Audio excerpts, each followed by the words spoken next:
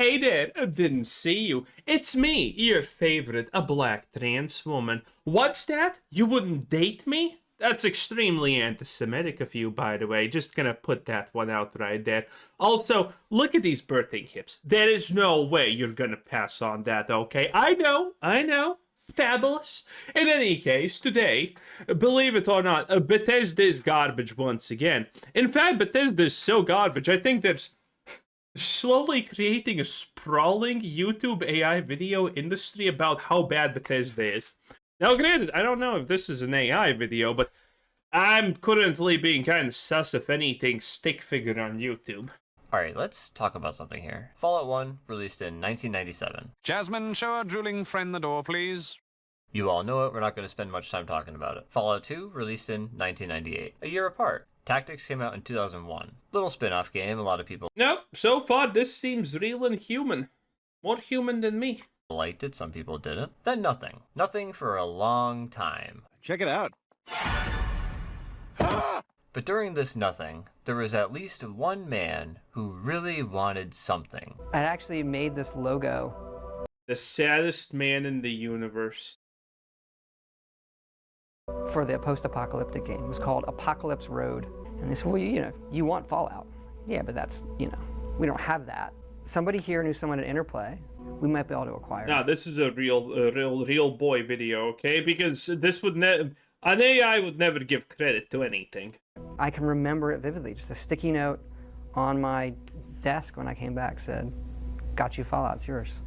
And so we got Fallout 3, released in 2008. This is the intro to the franchise to a lot of people, including me. This game has a lot of flaws, but is also really good. I think it's cool. So this gap Yeah, worse than 4, fight me. between Fallout 2 and Fallout 3 was 10 years. Tactics doesn't really count. It's kind of a spin-off game. It's not really the same thing as what Fallout 1 and 2 were, and definitely not what Fallout 3 is. These are the things people really care about. The numbered entries that signify something big is Okay, I'm gonna be real. I don't think people care about 1 and 2 any longer. Okay? When I was a kid, I couldn't play Fallout 1 and 2. I was too stupid. I had no goddamn idea what happens. You spawn in a temple and then what? I have no idea. Okay, listen. It is what it is. 3 is where it started, and, well, 3 again is worse than 4. Fight me. here. Now, that said, Fallout New Vegas is basically one of these games. Doesn't have a number, but is... It's what we refer to as true Fallout. Nothing but Fallout New Vegas matters. And listen, it is 100% okay to be a Fallout New Vegas supremacist. In fact, it's an honor to be one. Anyone who tells you, oh, stop being an elitist about Fallout New Vegas. No! Why the hell would you stop being right? Fallout New Vegas is the best Fallout by a landslide. It's one of the best games ever made. In fact, why would I ever willingly reduce my bar, okay? Why would I do that? No, I demand games as good as Fallout New Vegas. That's it. I don't care. I don't care about the new ones. I don't care about that garbage. Okay, everything's gonna be compared to Fallout New Vegas until the rest, until the sun explodes. And I'm never changing that. And you cannot shame me into saying, oh, it's an old game, blah, blah, blah, blah, blah. I don't care. I am not some kind of Andy who's just gonna lower his standards because some 50 IQ brainlet wants others to think that his slop is good. No. It's better. This is brilliant, but I like this. This released in 2010. Only 2 years after Fallout 3. Not bad. It was a good time to be a Fallout gamer. So keeping all of that in mind, we are going to talk about Fallout 4, released in 2015. Fallout 4 did one big thing for Bethesda on launch and made them a lot of money. This was before Bethesda released Skyrim 19 different times.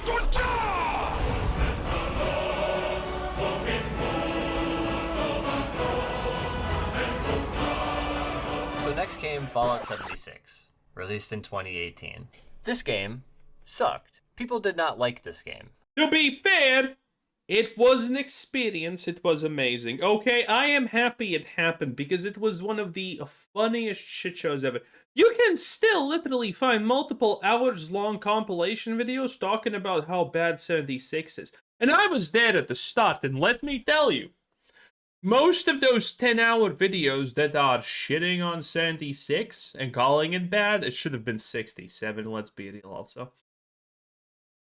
In any case, all of those videos, they're even too kind. Trust me. 76 is a jumbled mess of garbage. And nowadays, there's a lot of people lying that it's good. It's not. It's still absolute garbage, and it's probably going to be shut down. We already know this. The code that the Fallout Season 2 has imploded is already hitting pretty hard. Yesterday alone, I saw someone saying, wow, the Fallout Season 2 has doubled 76 player numbers. Yeah. After 3 major updates that all ruined the game, by the way, made it unplayable. Classic Bethesda, am I right? They only doubled it. Fallout, the original TV series, not quadrupled it. It six-timed it. That was insane. Okay? It was insane. It 6-timed the numbies. That's impressive. And they were going to shut down that game. And now Season 2 barely doubles it. Oh my god. After all those updates. By the way, all of those big updates for Fallout 76, all that massive big changes, the Burning Springs and all of that gunk, it hasn't done anything for the game. You can barely see an increase. It is pathetic. So, 76 is going to get shut down at some point. Again, previously, it was just passively making Bethesda a little bit of money, and Microsoft said, no, this is not worth the development time and whatnot. We're shutting it down. Then the TV show happened and a miracle, and it was making money because, again, 6 times the players. And now they are putting in an extreme amount of money in it, and nothing's happening. And the TV show itself is a giant disaster because everyone hates it. Like, barely anyone is defending it nowadays. It's insane. This has been talked about so many different times in so many different videos that I don't have to go over it here. What's important to remember is that this number right here, the last one of these came out in 2015. It is 2026. Fallout 5, not even fucking close. 2033, maybe at my best guess. And actually, that guess is fake. He's probably just ripping off a guess from Mr. Matty or Luke Steffens or, all the people who have been right about literally nothing and think Dragon Age Railguard is a good game. Been kind of a hopeful guess, to be honest. So just real quick, these two numbers have this big of a gap between them. The previous biggest gap between main series releases was 98 to 2008. So that was 10 years between releases, which is a long time. And during that time, one man was pretty salty about that whole thing. And they acquired the rights to Fallout in 2004. Meaning Todd only waited 6 years until he needed to make one. And now he expects us to wait 18 years between releases? What do you even... And the worst part about it all is that every time this is brought up to his face, he says, oh, well, you got Fallout 76. Todd, that's not enough. Todd, that's... Are you trying to offend me? Enough.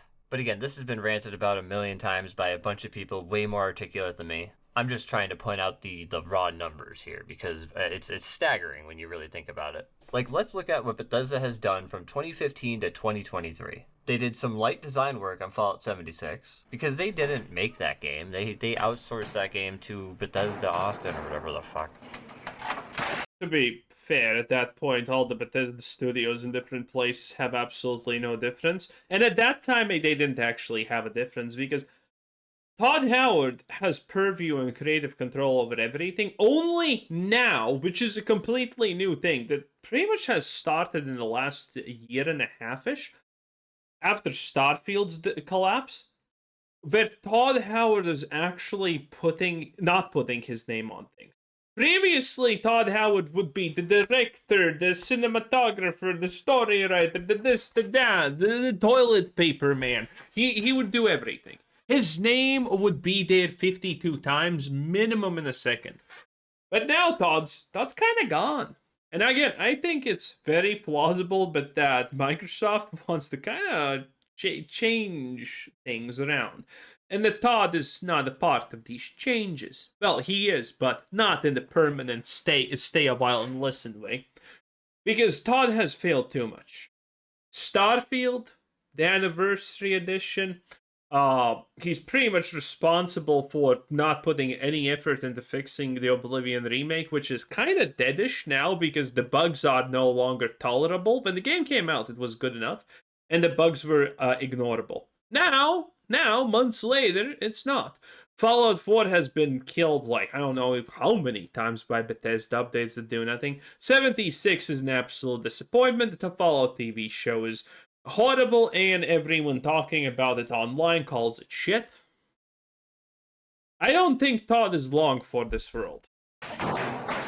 Todd and the boys barely touched 76. So what Bethesda did since releasing Fallout 4 for 8 years was make Starfield. They spent 8 years to do some light work on Fallout 76 and make fucking Starfield. More on Starfield in a bit.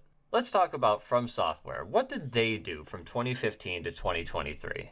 In 2015, they released Bloodborne.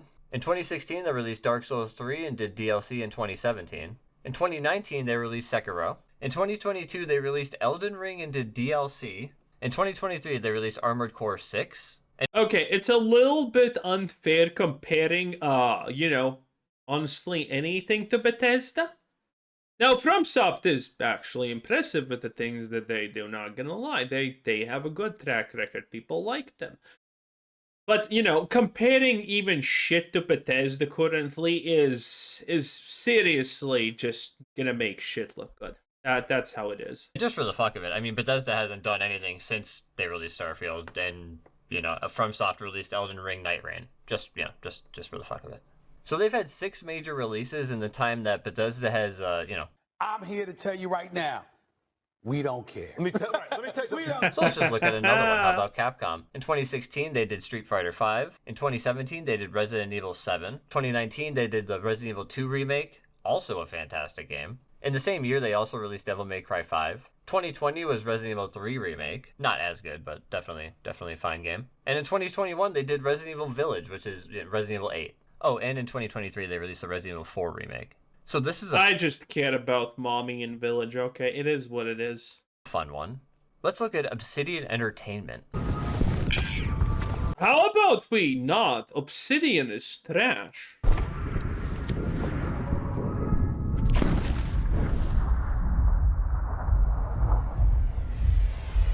Obsidian got so lucky with New Vegas.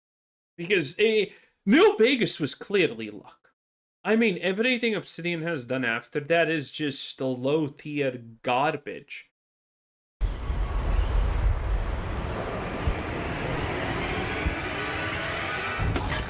I don't know why we would be looking at Obsidian Entertainment, but just take a look at them and see what they've done from 2015 to 2023. All of this, they did all. Irony. Don't actually know. Pillars of Eternity 2. Good. The Outer Worlds. Horrible. Grounded. People liked it, but I have not played. Pentiment. No idea what that is. The Outer Worlds 2. Complete garbage. And by the way, he's missing Avowed. Okay? The Obsidian Entertainment is pure shit. Okay? Some people don't know this. There's a lot of people who just don't know the fact that Obsidian... Again, they just lucked out with New Vegas. That's it. That's literally it. They just lucked out with New Vegas. And after that, they have pretty much been releasing... Wait, I think I remember Tyranny. It was mediocre. It was stinker after stinker, if that's the Tyranny I'm thinking. Don't remember. Anyway, it was stinker after stinker. Obsidian making a new Fallout game or New Vegas 2 would destroy it. Which makes it plausible because, again, if you know anything about the TV show, Todd Howard has made sure that there is nothing to be salvaged about the legacy of New Vegas. Nothing. All of this. Tyranny, Pillars of Eternity 2, The Outer Worlds, Grounded, Pentiment, The Outer Worlds 2. Just like an actual dev studio, just pumping out games. Now, I'm not going to say all these games are great. I didn't play any of these games. But people did, people liked them, and Obsidian is a better company because of it. But how about we compare Bethesda to who they really Now that is a mistake. want to be compared to? Rockstar Games. Oh boy. This is who Bethesda thinks that they are. They think they have the track record of Rockstar. I played GTA 3 and Vice City way before I played any Bethesda game. True. And GTA 3 Same. and Vice City are infinitely better games than fucking Starfield.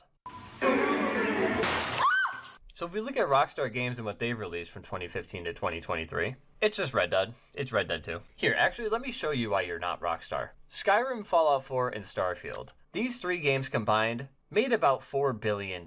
And this is actually being extremely generous. That's a Red Dead. That's just a Red Dead 2. That's one Red Dead 2. And you know, isn't it funny that Rockstar Games can release the 4th best-selling video game ever and completely abandon it? No online support, no DLC, nothing. They actually did try online support. They wanted to milk this thing like, your typical GTA 5 slop. But people didn't buy it. Like, people playing Red Dead, they were not Zoomers. They were not 10-year-old kids buying shot cards. So, Rockstar just abandoned Red Dead Online because people were not giving them money. It was a waste of time in their opinion. You get nothing. Well, I mean, you get Red Dead 2, which is Red Dead 2. I mean, it's one of the best games ever made, easily. But that's what Rockstar can do. They can make Red Dead 2 the 4th best-selling video game ever, loved by everyone. If they shit out a DLC tomorrow, they would make more money than Bethesda made on Fallout 4. And the reason Rockstar can just abandon the 4th best-selling video game ever is because GTA 5 and online has made $10 billion. And they're slated to keep... And you know what's the funniest part about this? Candy Crush has made $20 billion. I'm not kidding, actually. Again, I follow more things than you would know. Candy Crush has made roughly $20 billion, okay? So, it's not even close. Desperate Housewives versus Desperate Gamers, the Housewives win. Keep that train moving real soon. And this is the reason, Bethesda, that you are not Rockstar. So let's talk about Starfield. This was released by a AAA developer. This cost $200 million to make. It has mixed Steam Probably more reviews with 83,000 reviews. At the time of recording, it has 2,500 people online on Steam. I just want to point out, this is less than Dark and Darker. It isn't fun. Oh, by the way... Well, Dark and Darker is actually a good game. That's probably the big difference. Starfield got an 83 on Metacritic. You know what that means? No bonus.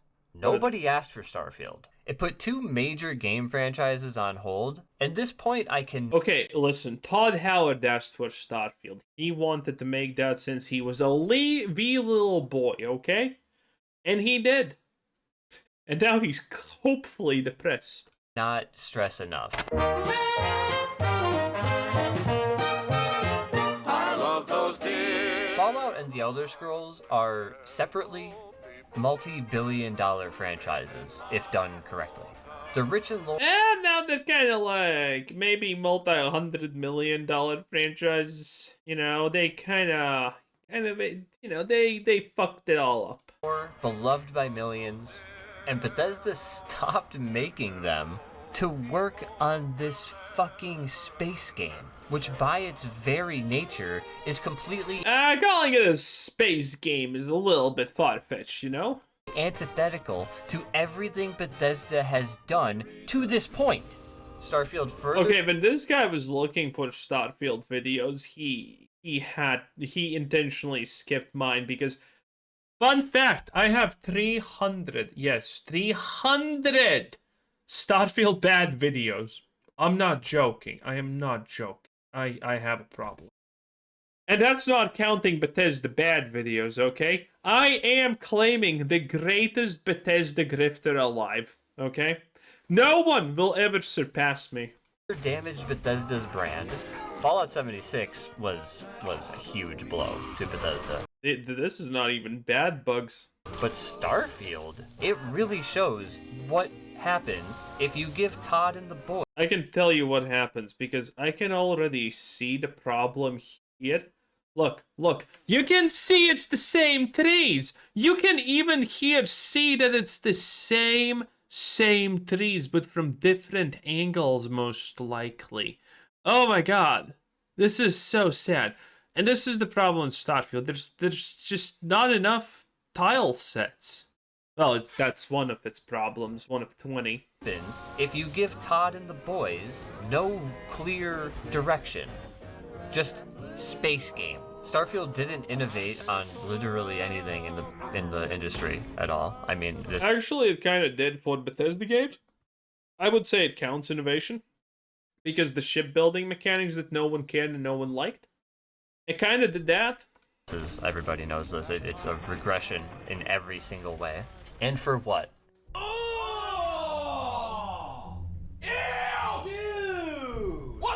When Microsoft bought Bethesda, I had it in my head that maybe they'll greenlight new Fallout games. Maybe they'll remaster New Vegas, remake 1 and 2 on like in a graphically better situation than they're in right now. Okay, let's be honest. Nope. Instead, do nothing. It's like the one time where you're just begging for a little bit of corporate greed, you know? Just a little bit of money-hungry fill. But no, somehow they're able to just buy ZeniMax for $8 billion and then just let Todd Arguably one of the worst purchases ever made. and the boys continue doing fuck all. You know, it's been said a million times that Microsoft owns Obsidian and Bethesda right now. And so they can do the unthinkable. But it really just seems like they're gonna just do nothing. That was until the Fallout TV show. Microsoft and Bethesda didn't expect the show to succeed, which can be Yes. fair. I mean, shows often fail, but they had no faith in it whatsoever.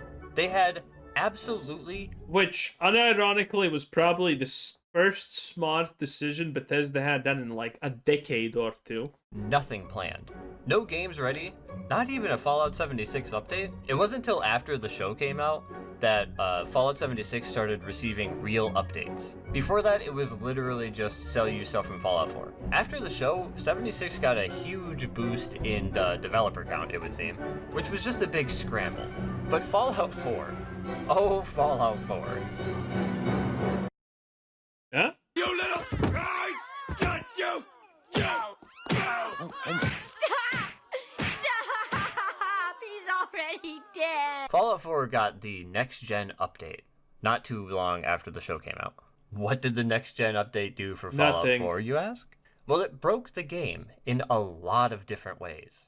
It didn't add what it was meant to add, which was mainly there was a widescreen support thing. That was kind of why it was called the next-gen update, I think, which is because it was going to add widescreen support. It didn't do that. It just like stretched the screen, which made the UI all freak out. It was just, they're awful. And then Fallout 4 stayed broken for about 18 months. But the main thing the next-gen update did was... Now. It's still broken. Bethesda has fixed, like, I don't know, 1 of 10 issues, and that's probably where it's gonna stay. And they didn't fix those issues because that's what you're supposed to do. They did it to just break the mods. add more monetization in the form of Creation Club nonsense. So fast forward to the... Now, granted, the situation in Bethesda is so bad, they can't even add monetization. Bethesda is the first AAA publisher in the history of ever who actually had a bugged microtransaction shop. And I'm talking bugged for literally a month or so. I don't know if it still properly works even on all platforms. But yes, Bethesda is so incompetent, they literally cannot make the microtransaction shop work. Listen, there's games that have been updated 50 years ago last time, and they still have fully functioning microtransaction shops with support. But Bethesda can't even manage that. Nonsense. So fast forward to the Anniversary Edition, which was about 18 months, I believe. So the Fallout 4 Anniversary Edition broke the game in a lot of different ways. It charged you for literally nothing. I mean, like... This is actually true. The stuff that you get doesn't, 1, work. 2, doesn't work even now, a lot of it. 3, a lot of people already had. 4, is not worth the price. There are options for me to currently buy stuff on the Steam page for Fallout 4 that would give me nothing. We don't give two shits about how technology works, because all we care about is getting fucking rich. It doesn't work on PlayStation. For some reason, it's just completely... There's pieces of it that are completely broken on PlayStation. It broke tons of mods, which actually, I forgot to mention that for the Fallout 4 next-gen update. One of the really core headaches with that update was that it broke everybody's mods. because Fallout 4 hadn't been updated for a very long time at that point. Oh, and it added more monetization, and I mean a lot more this time. So while we're here, let's talk about the Elder Scrolls 6. What do we know about the Elder Scrolls 6? Well, it's still The less, the better. years away. This much is confirmed by Todd. It'll be using ancient technology when it does release. We know nothing about the actual game. We know it will be made in Hammerfell, but not because Hammerfell is an interesting place with a lot of cool shit in it, but because Bethesda can now make every character black and have an excuse for being woke. That's the sad reality why it's Hammerfell. And you know what's the worst part? Hammerfell's actually a great place. There's a lot of interesting stuff about it. But you know that Bethesda is gonna make everything superfluous. That's